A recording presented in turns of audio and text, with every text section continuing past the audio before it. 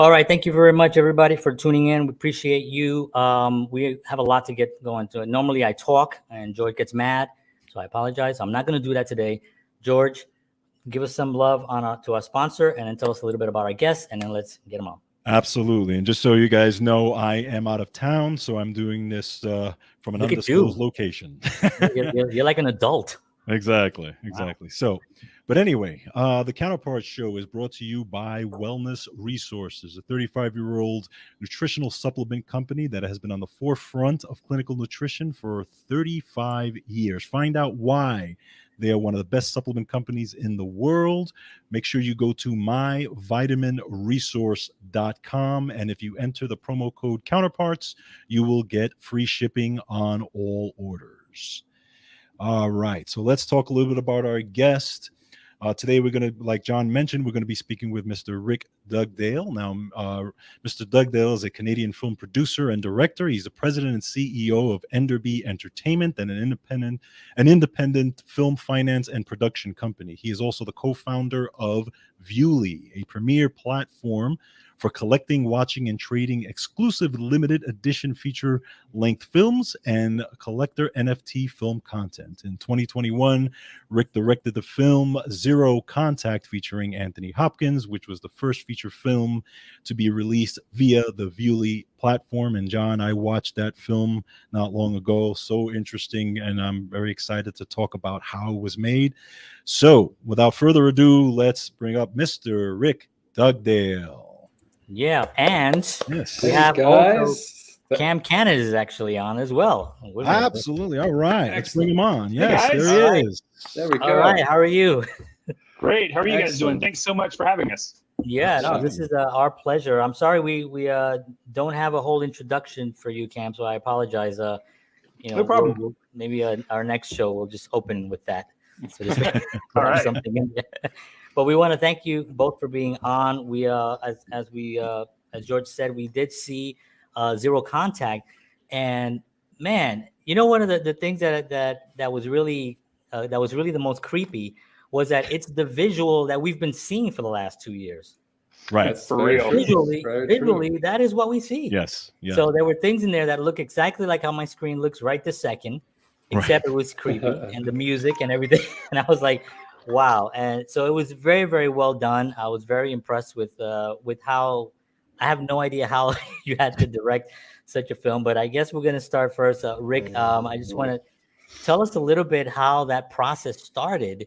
And I mean, obviously we know that the pandemic created the sort of the need for creativity. And that was one way that I thought was brilliant. What was the process for that, getting started with something like that?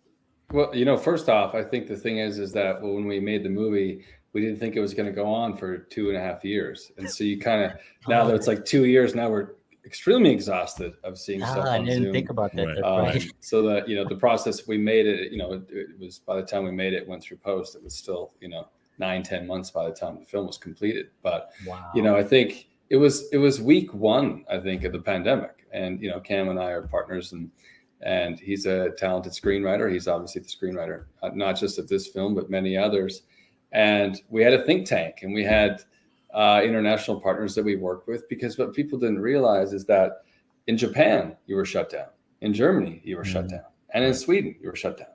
So we kind of had our colleagues who are all, you know, very successful filmmakers joined a think tank. And we said, well, okay, how do we make a film if we're going to, you know, be in a world like this? And so we hung up the call. I think you and I spoke that night, Cam. And That's right. We started to workshop this idea.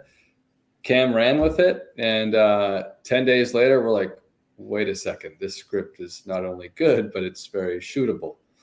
And started to put the pieces together very quickly. So moral of the story, it still starts with a good story and a good script. So we had that to work with. That's amazing. And Cam, what was you obviously had to do something that it had to be zero contact with everyone. Right. Was that, how was that process for you? Well, when Rick first mentioned it and we first had the think tank, my initial thought immediately, I went to slasher movie, you know, that and then Rick told me, no, it can't be that. And so we just kind of toyed around with the idea of, well, what if there is somebody who can go from place to place? And then we were like, well, how does that work? And that kind of led us into what if it's this technology that allows somebody to teleport? And then, of course, it's revealed that it's not just teleportation, it's temporal teleportation that they can do. And so we just kind of backed into it. A lot of it came from avoiding the slasher thing that Rick was so smart to say. We figured everybody would probably be trying to make that movie. Right. Exactly. That's probably the other thing too that was funny is that, you had to have this person travel around the world. So you kind of had, as you can see, it's a different person wearing wardrobe, which is a black hoodie that we could assume we could get in every country and be accessible. Which is also a little, not the best photo doubles in every country, but it certainly made it work, Well, what was interesting was that there was a lot of movement in the film, because you have people literally in their homes, shooting. I mean, as a director, but yet with whoever edited, I didn't actually check the editing, so I apologize. But the editor, there was a lot of movement within the actual film itself. So it didn't feel like, it felt like a film that was moving. And I didn't feel like the characters were even trapped at this point. I felt like they were moving around.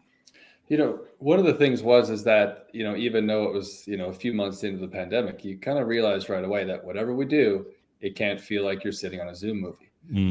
That there would be other people out there making Zoom movies, that we all, even at 3 months in, we're living on Zoom, and it's going to drive people crazy if it feels like they're watching a Zoom movie.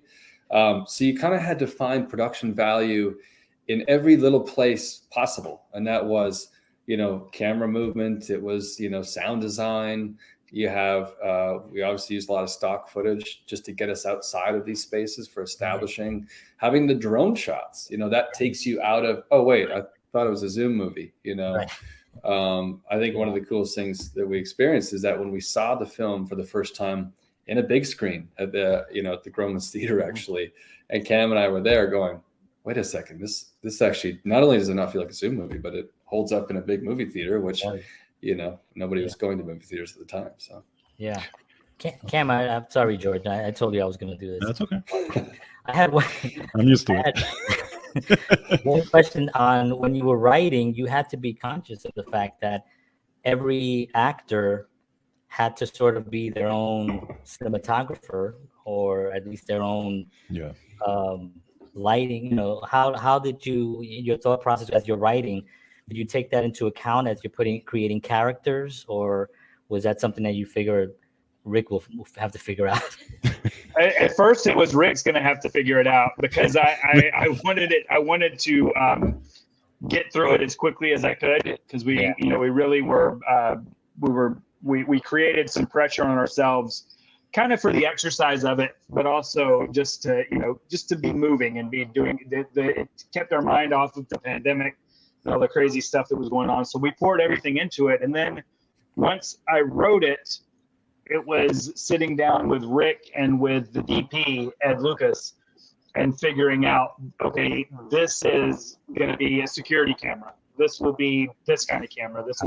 And then Ed and Rick and I, but mostly Ed and Rick, kind of designed it from the script to what can we accomplish in each house? How many cameras does this actor have?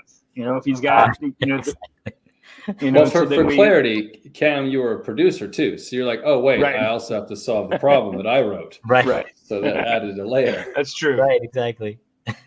That's amazing. So, I'm just curious to find out what are some of the obstacles that you had to go through to get this done? Because I mean, obviously, you're dealing with. I know you're traveling all around and trying to, go. I think you were working outside of some people's houses with their Wi-Fi and trying to deal with signal issues and stuff like that. Talk a little bit about that whole process. I think the biggest issue right from the get-go was convincing people that it wouldn't be a waste of their time. Right. Not that they had, they had anything else going on all these days. What were they going to watch on Netflix was the biggest, decision they had. Tiger King. But I think. That was huge. But the thing is convincing them that it's possible, and how it's written and how we'd walk them through it and kind of hold their hand. And then it was kind of the technical aspects of, we'd have Zoom calls that were essentially a location scout, and we'd have all the technical department heads on the location scout, including something that's unusual. We'd have the editor. By the way, the editor is Håkan Karlsson, an incredible editor from Sweden. Yeah. But like, we'd be on the Zoom for a location scout, and they would walk around with the laptop, and we'd say, okay, great, that's going to work for scene 38. Great. Can you just turn the light on? You know what? Grab the lamp from that room and just make a note. That's going to work in the other room for tomorrow night when we shoot, scene 80 or whatever it's going to be. Yeah. And then the people, the actors would kind of note it. And, we had a great AD, which is also, made the set feel real. So Artie Carlson, we had a board essentially. And he's like, okay, guys, for scene 38, it's going to be, Alex's, den. And over here, it's going to be his kitchen. And then that was, you would zoom in the next day for the set, and it's like, it's he came out of his trailer, which means his bedroom and wardrobe, right. And we would shoot. But convincing people it could be real, was the biggest issue out of the gate. And it's funny because you're getting Sir Anthony Hopkins on this, and I'm like, okay, how are you getting him to buy into this whole vision of this movie? I think the thing was in the very beginning that the way that we knew we were going to shoot it, each actor by themselves, right? We kind of knew in the back of our heads that there's an opportunity here to save one character for a later date, right? And the thing is that, the way that we shot it, like no actor, because a lot of people think that we just zoomed in and recorded, right? And then you would take the footage from Zoom, or you'd have a camera. But that doesn't work because that's not a releasable film because the quality is not good. Right. So every actor shot themselves. They never met the other actors. There was like one table read, which was a broken internet feed of a table read, and that doesn't work. But the coolest thing is that you'd have like Chris Brochu, performing this awesome performance. Right. And I'm sitting here going, he's acting opposite the AD. Right. Yeah. And you realize that this like lack of chemistry because he doesn't even know who's playing the other part yet. Right. Wow. And that lack of chemistry is what we've all lived in 3 years. Right. This lack of emotion and connection, which I really believe plays into the movie. Yeah. Because you see them come together in the end, but they're coming together online, just like we've all had to do, Yeah. But that lack of chemistry is the coolest thing that I think really worked for the film. The writing is so great. There's that opening monologue with Anthony Hopkins, and there's a lot of sections where he just is really, really inspiring. And he's kind of like almost like it's a narrative about what's happening in the world, just in general, like about being trapped in technology and being a pawn to the planet. And Cam, when you were writing, did you know Sir Anthony Hopkins was going to be saying your words? I did not initially, but then once we got him on board, we got together and worked on rewrites to try to suit it a little to him. There's a couple of the monologues that are the same as they were before, but then we couldn't resist, trying to find ways to have him say things that that sound cool coming out of like, it. Take advantage of who he is. Yeah. And then of course he was really fun with a lot of it too, because he would say, we'd be on the Zoom, we were in his driveway basically, right, Rick? Yeah. And he would say, I don't think I'm gonna say that one, Cam. I don't like that one. Okay. Right. Okay. What are you gonna say? That's awesome.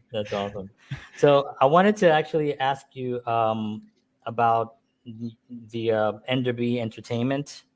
We're gonna obviously we'll talk more about Zoom Zero Contact as well. But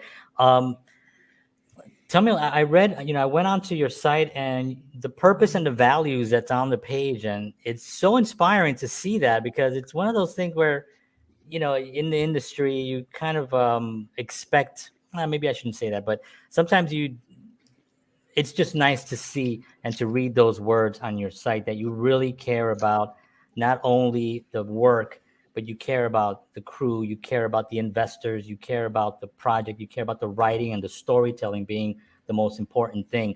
How did that come about with you and Cam when you guys decided to put this together? Because it's such an important, for me, I'm seeing a lot of different these agencies. It's such an important thing to read, and I was like inspired by it. You know, Dan Petrie Jr. is my business partner, and him and I founded the company in 2006. We had met in 1999 doing a film in Vancouver that he was producing and was one of the writers on. And I kind of took his lead ultimately. I mean, the Petrie family in general and everything that he has to offer, you know, very gracious, very much the mentorship program. And that was, you know, who I looked up to, and our partnership kind of bled into the philosophy of what Enderby would be. And I think it is in our DNA that, you know, we live by the life's too short motto, and you pick your partners, and you know, every time you make a film, you're really getting married, and that marriage is going to bring kids, and the kids are going to go to college, which means someone's always going to have to look after that film, you know. And I think sometimes people forget that, is that a film, this little independent film that goes to Sundance, what happens to it in 10 or 15 years, right? It needs to be relicensed. You got to file taxes. You got to check the collections, all these things that people don't think about. But as Enderby, we really were focusing on, you know, just working with the right people and developing people that think the same way. And we do a lot of work with the Austin Film Festival, the Austin Screenwriting Conference, for the same reasons. And that is, you know, to try to create a mentorship, to try to, you know, find more team members and just kind of offer our advice and our opinions as to what we've experienced. And, you know, my role is to continue what Dan has started and the Petrie family in general has started. So I think it's probably what makes us unique a little bit. You know, we don't get to make movies without collaboration, and that includes investors, you know, look after the people you work with. Yeah, it's important. Cam, do you how was your involvement? I met Rick and Dan several years ago when I was working for another company, and Dan was kind enough to ask me to do a rewrite on this project we were doing with my old company. And the movie never happened, but I just stayed friends with Rick and Dan through the years. And then when there was finally room, I jumped ship and came over.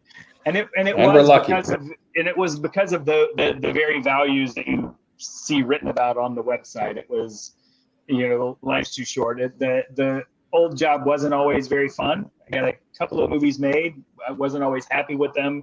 It was a kind of place where there's a lot of these where they're making a product more than they're making a film. You know, not to sound too artsy, but you know, you got to get this guy and have an action scene every 10 pages and A plus B equals C kind of thing. Right. They're not necessarily focusing on the experience of the story. They're focusing on what's going to draw. But don't you find it that in recent, I don't know, just recent months, actually, I guess, that people are really want to get films that actually inspire and have a different take. Like, you know, the Marvel series, it's such a huge thing, you know, but you kind of understand it. And I love it. I have a 5-year-old son. We geek out on it. So we love it.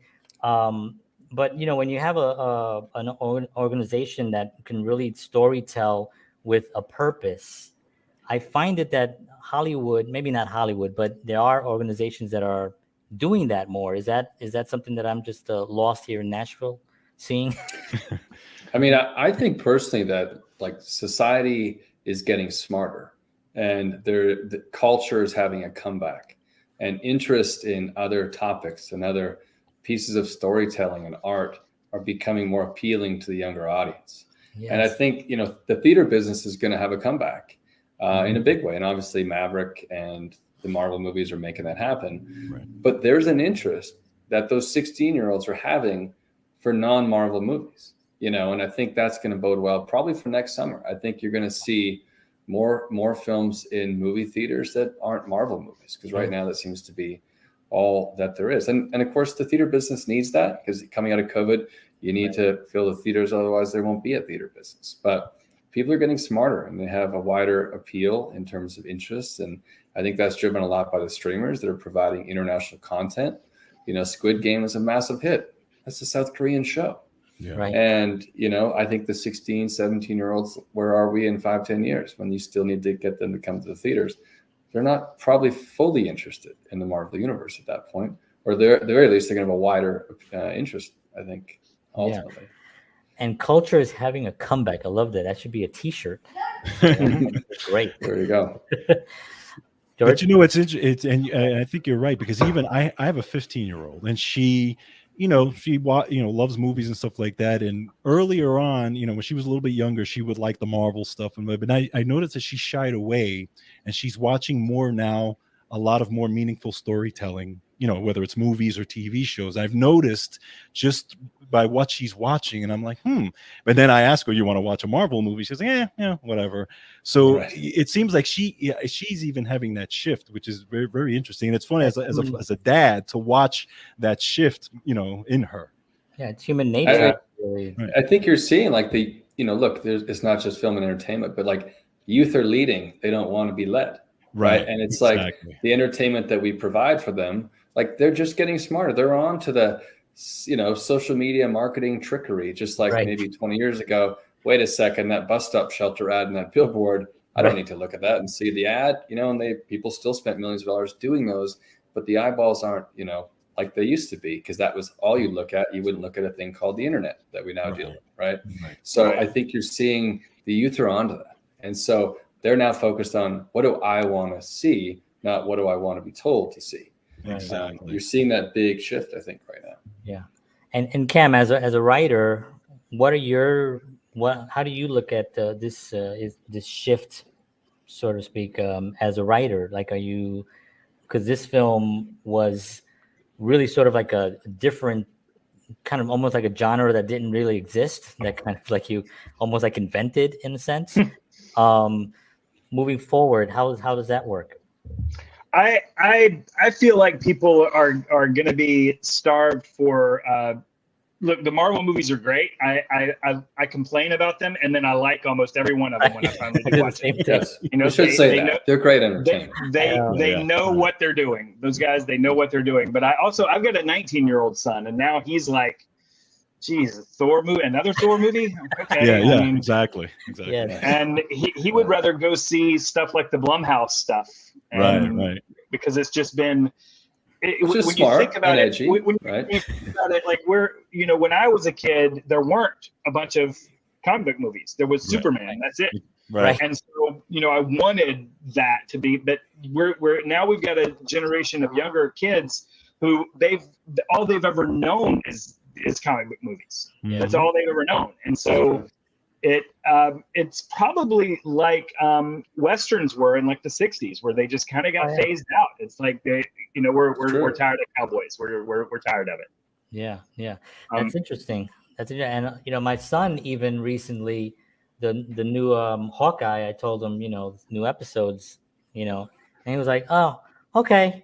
And he wasn't as excited. He has the action figures and everything, and he doesn't play with them as much. So there is this idea of something that it's so much of it that it almost gets watered down to see somebody fight 1,000 people and save the day. And it's sort of like, yeah, we saw that last time. Right. How do you can't have the soup?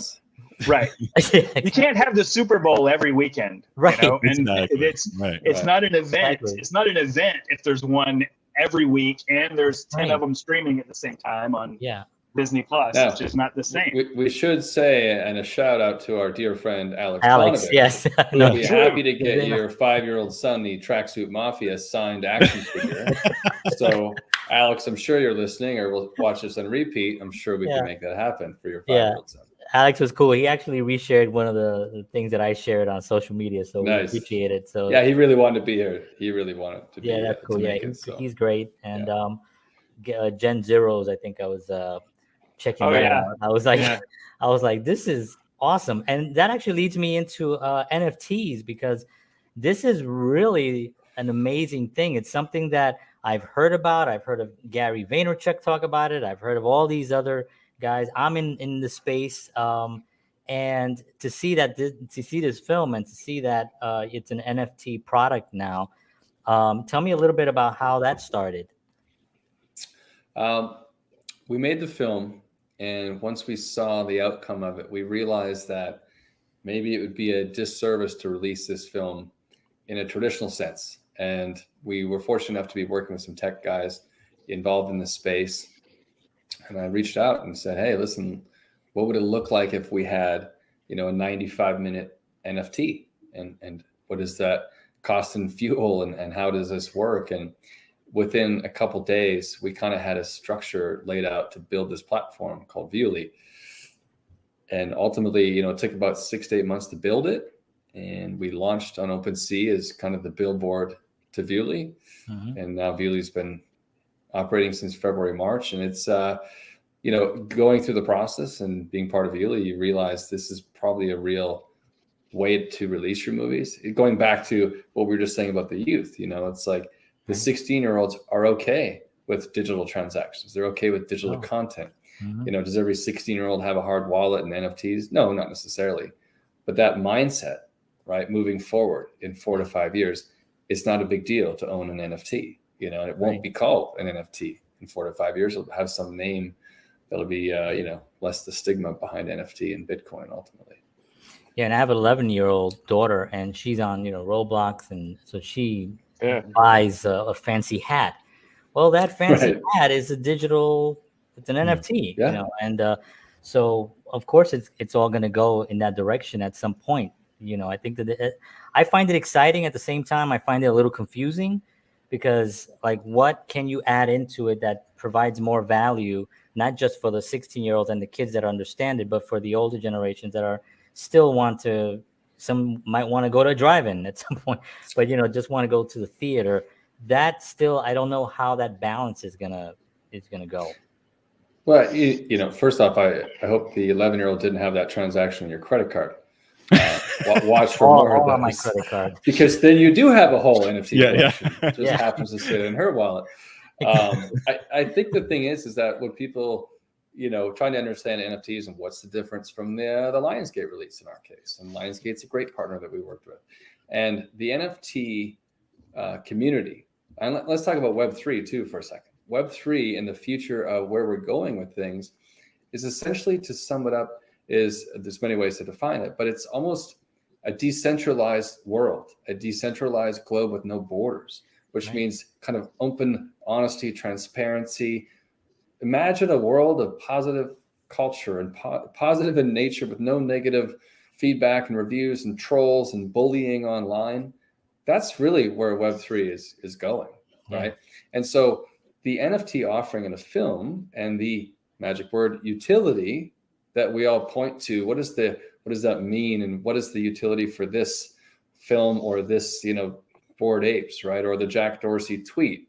There was no utility with that. And then you question, well, why has the value gone down? It was just a piece of paper on a wall. There was no utility. It didn't get you dinner at Jack's house or anything like that. Right. So the NFT holders in our films and every film that Viewly releases, we look at it like a treasure trunk of utility. And you open it up, and if it's a film that's in development, here are the things that you can add to your list of utility, right? If the film is completed, that's going to have a different set of utility. A few things at the crossover, but you're not coming to the set because the film's done, right?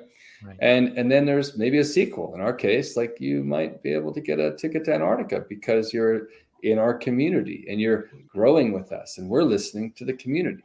So it's a lot different than a traditional release because it allows us to connect with the fans when they leave the movie theater. When you go to see Maverick, you go to see Marvel, you leave the movie theater, you're gone. You don't connect to the distributor or the movie makers, right? You're going to stand by to see the next Marvel movie. So it's really about, like, engaging this community that's along for the ride with you. And you give them something, they give us something positive in nature, future of Web3, give them an NFT and build a community. Yeah, and value will increase as the time and also the project itself gains a whole life in itself. And so it's all about investing in that product.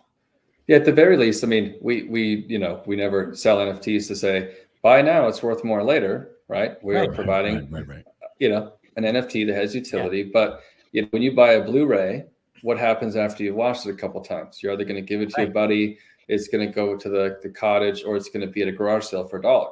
That's the extent of the life of a Blu-ray. An NFT, if you continue the community and you continue the brand and the product and you build from that, it will always have a life. Is the value going to exceed that you purchased, what you purchased it for? Right. Then more than likely, if you have that community around it. And also scarcity. There's only so many of them. Correct. It's like if you had it's like baseball cards in a sense too, you know, it's like you have the rookie card and that's that one rookie card and it's in mint condition.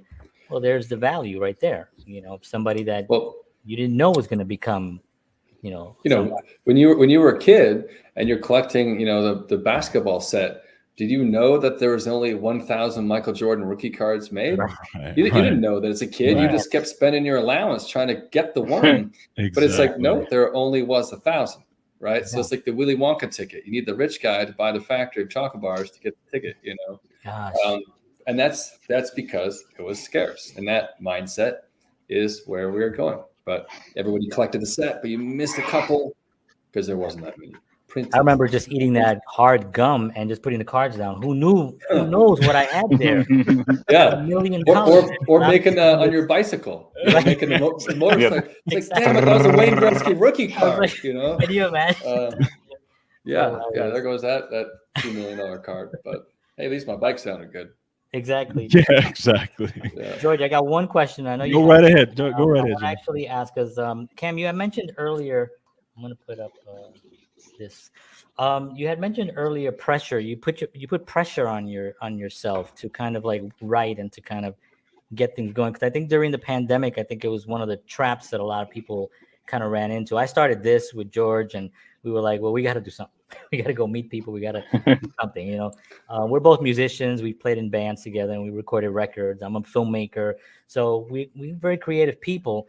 What kind of pressure did you put on yourself to say, okay, I want to get this done by this? You know, how was that a difficult thing during this pandemic with all the uncertainties that were going on? I wouldn't say it was difficult because and I don't mean that to sound like, you know, this is easy for me. It's not difficult because I love to do it. Right. I love just sitting in my computer and figuring out a story and, you know, and then seeing that how was it, Rick? I think I bugged him like the day I turned in the script. I would send him a Slack every 10 minutes. Did you have you read it yet? Are you reading it? Yeah. Because it's just fun. Pressure might not be the right word. It's an interest. It's a drive. It's a passion. Yeah. I mean, this guy was a drive. A drive is you'll ever meet. Yeah. To be clear. What was that? He's the fastest writer you'll ever meet who delivers like A-grade stuff, you know? So it's like when he delivers something, you kind of need to drop everything and read it because it's probably really damn good. And they will say, how the hell do you deliver this in 10 days? Wow. You know, and which is a good, you know, writing in Antarctica, you know, Cam basically wrote, you know, chapter 3 in Antarctica under those frozen cold conditions. But there he is writing, working on part 3, you know. Wow, that's amazing. Okay, George, I'm going to give you a chance. Thanks, John. I appreciate it. No, just actually 2 things. One, Cam, I was just wondering because you in one of the things that hit me with this film was the father and son relationship. Mm-hmm.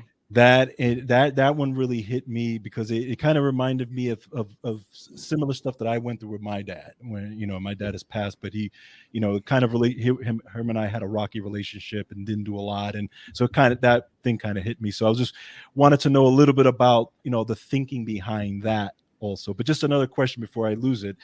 And again, this is the musician in me that I just noticed it. 3 out of the 5 people on that film had guitars behind them. Yeah. Okay. What was it done by design and how, and what was the whole point of it? Yeah, Aleks had a really nice ESP. Exactly. He almost smashed. Yeah. I was like, that was a nice bass. Yeah, that was supposed to be like a literal axe, wasn't it, Rick? Yeah. What do we have to work? What about with? this? Right. Your bass guitar. Yes. It was perfect. Yeah, by the way, yeah.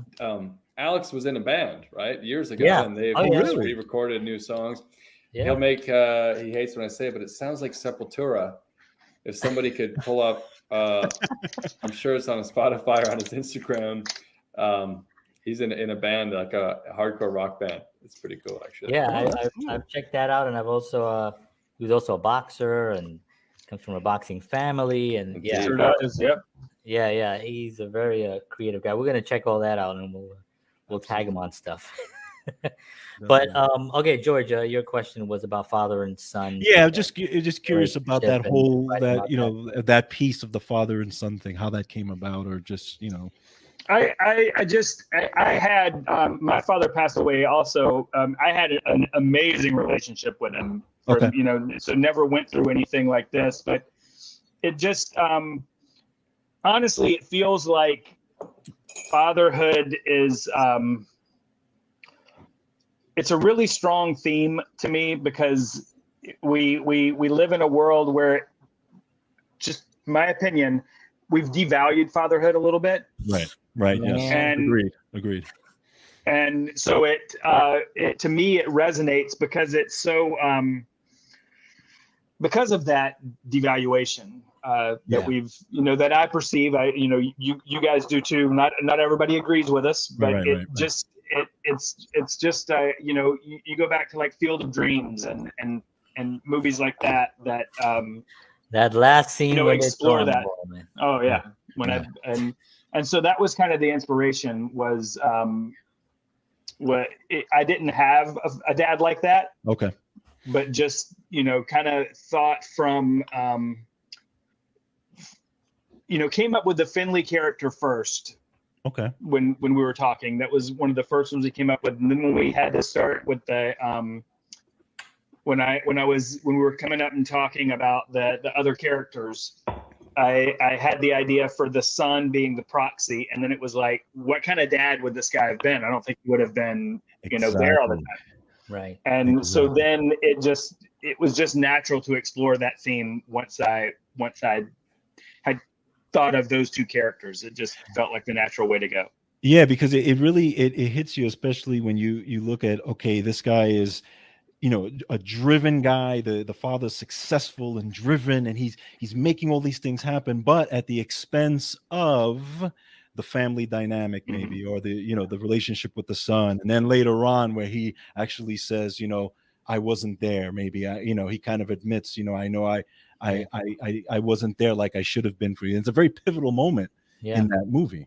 I think you're spot on too about the fatherhood. I never met my dad, but my grandparents raised me, and my grandpa was my dad, and he was amazing, and it was awesome. And I remember my stepdad, who's passed, and I won't say anything negative, but there was a lot of issues there. And I remember always thinking to myself, when I have kids, I am going to be so different. Exactly. And I think that's lost. Yes. Like, we're not, and I don't want to get into a whole thing, but I mean, George and I talk about it all the time, because we're from the South Bronx. We grew up with like nothing, we had to fight our way out. And I just thought to myself, why would we grow up and be mean to our children or ignore them? I'm going to treasure them, Exactly. And so anyway, that in the film, when he starts crying, and and I think, he realized that he really put a lot of effort. Of course, he made him a time traveler. So I mean, my grandpa provided something. My grandpa, he bought me a guitar, but he didn't. I couldn't time travel. But Bruce, you just killed it in that scene, man. He just crushed it. Yes, I agree. You know what, Ken? That was the scene where like we're all zoomed in, and you had Tink, the production designer, the editor, the whole production crew is on Zoom, and Chris, who is a dear friend and an amazing actor, just like crushes it, pours his heart out on Zoom, and you just look around like the Brady Bunch. I'm looking at each screen, and everyone's just like that's when we knew this is going to work. Right. And it was because and everybody bought in at that point. Yeah. Because it was really fun shooting all of it, and like when we were doing Alex's scene, or even Martin Steinmark. It was a lot of fun, and there was, Right. you know, we were all on a Zoom and we were laughing and joking, and then for most of Bro Shoes, we're doing that, and then we get to that part, and it's just like you could hear a pin. Everybody was just, Yeah. you know, nobody was laughing anymore. Nobody was. There's my daughter. Yeah. And I could actually envision that, you know, just what would be going on in the back, in the, you know, be in the behind the scenes, because of how emotional some of those scenes were, how scary some of them were. I jumped a couple of times. Yeah. But at the same time, like, I know in the back, you know, there has to be either nobody there or there's some, you know, everyone, or the wife, there. the whole, or the wife, room. or the cat, or the Yeah. Exactly. So it's really amazing. I know we only have like 4 minutes because I know Rick has an appointment. What are you guys working on now? And you know, and where can we see it? I know obviously I'm going to put up the website, but what are you working on now? Well, first off, Viewly right now is we're onboarding more titles, and that's going to be a really cool experience, kind of going through the process, releasing a bunch of new movies on Viewly, and making that a consistent thing where you can build a community and ultimately be part of your finance plan when you're making movies. And that's a lot of the questions is how can you use that to help finance your film? So that's really exciting stuff that we're doing at Viewly. Yeah. Enderby, we are gearing up for maybe 3 to 4 films before the end of the year. It's pretty busy over here. We are, you know, post-COVID, still dealing with, you know, COVID costs and stuff that are associated with production. But you're seeing a big, you know, rush to get content. A lot of these distributors, you know, obviously didn't have content, so through COVID, so it puts us in a better position. But we have a few films coming up that we'll be announcing, one in Cuba and possibly one in Europe. And then also what we're really excited about is Zero Contact 2 and 3. And that's going to be done conventionally, not over Zoom, I hope. Right. But that's, we did start with the Antarctica portion. We pick it back up in the fall, globetrotting, taking the audience to places that they haven't been before, possibly. Yeah. So that'll be a fun ride to continue this world of Zero Contact. Yeah, I love it. It's the reset, right? And then I saw it was a pole, I think it was. Pole to pole, part 2. The reset's part 3. Yeah. Right. Okay. Awesome. Yeah. Well, I'm definitely looking forward to that. So, Rick Dugdale and Cam Cannon, thank you so much for being on the show. We really, really appreciate you guys taking the time to chat with us. Absolutely. You guys are awesome. We're going to be following. We're going to be promoting all this stuff. We're going to be clipping this up and sharing it everywhere. And we just thank you so much for spending time with us. Thanks for having us, guys. It's a pleasure. Anytime, we'll do it again. So we really appreciate it too. Thank you so much, guys. Have a great Take care, guys. Take care. Bye. Oh, those guys are awesome. How about that, right? Love it. It was great to get an insight on how that all was done, because when you really watch that film, it was just incredible. Yeah, especially on the you know, being a CEO of a major company like that, you know, where you're doing independent films, but you're also doing big films. You got big actors. And Ben Kingsley, I didn't ask about Ben Kingsley, but I wanted to know because Sir Ben Kingsley is like one of my my idols too. And you know, but just being in that world is always good to see how level-headed, and that's really what you do. That's really where you can actually get that kind of product from being in that type of personality. You know, and maybe I'm being, overly excited, but I get excited, as you know, George. All right. Well, we want to thank everybody for tuning in. Thank y'all so much. We will see you all again next week, same time, 7 p.m. Central, 8 p.m. Eastern Standard Time for Counterparts. George Batista, thank you so much. Have a wonderful week. And as always, peace.